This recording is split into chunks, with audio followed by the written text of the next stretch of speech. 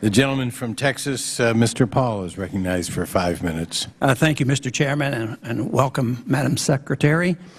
I have a general question I want to ask about foreign policy, but leading up to that question, I would like to mention first that the election had something to do with bringing about change in tone with our foreign policy. And I think there has been some very positive changes in tone, and many of us have argued for more diplomacy rather than more threats, so many of us are pleased with that. It goes back to the old saying of speaking softly and still being willing to carry a big stick.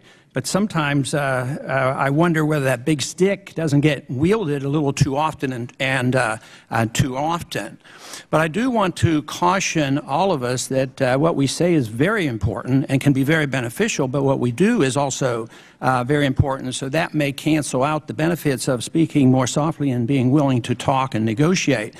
Some people say that we shouldn't talk to our enemies, but I remember the Cold War rather well, and we did talk to Khrushchev and Mao Zedong when they were great threats to us. So sometimes I think that when we look at how we stood up to tens of thousands of nuclear weapons, that we should be cautious as far as what we might do in Pakistan and put it into a proper perspective.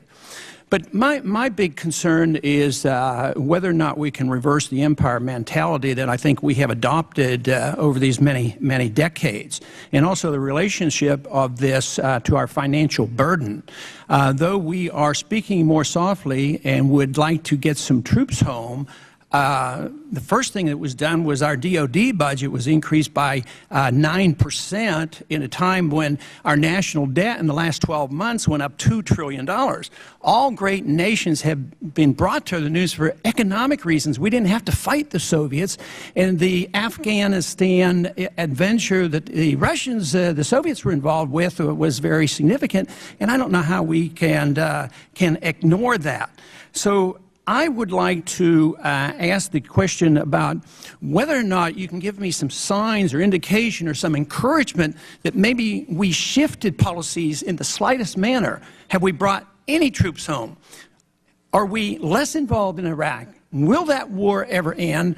Or are we really going in the opposite direction because we're seeing Pakistan is so necessary? We need more troops, more expansion, more money, more DOD funds.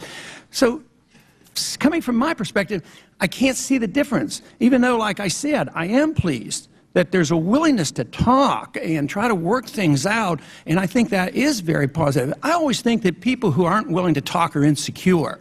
This whole idea that we are so strong, to me, it seems that we lack confidence if we can't talk to people. And we are strong enough. Nobody's going to attack us militarily.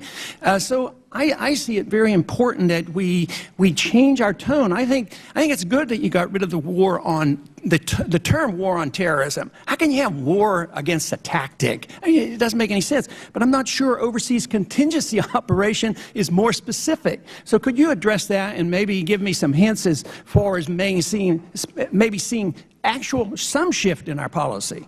Well, thank you, Congressman. I think that the President's actions in these nearly 100 days do match actions with words, although I admit there is a lot more to be done. We are still sorting out everything we've inherited and trying to make sense of it. You know, we want to protect America's national security, but we think there are better and more effective ways of doing that. So we are ending the war in Iraq. There is a definite end date for our troops to be there. The President did close Guantanamo.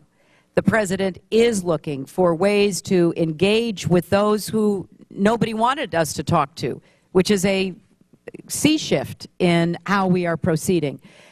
Words and actions both matter. I mean, at the end of the day, actions count more, but you have to begin by at least articulating a new approach.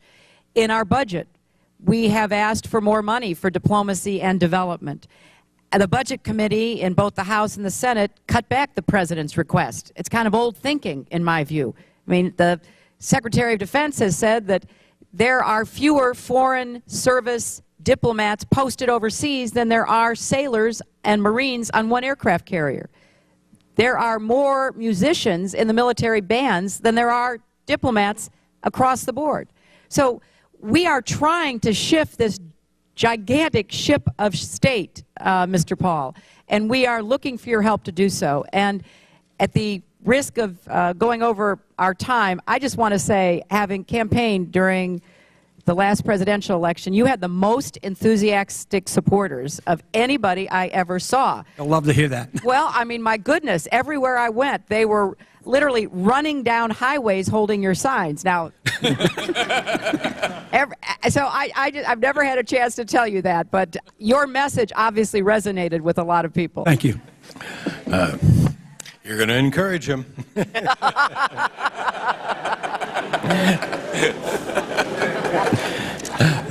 The gentleman from Florida.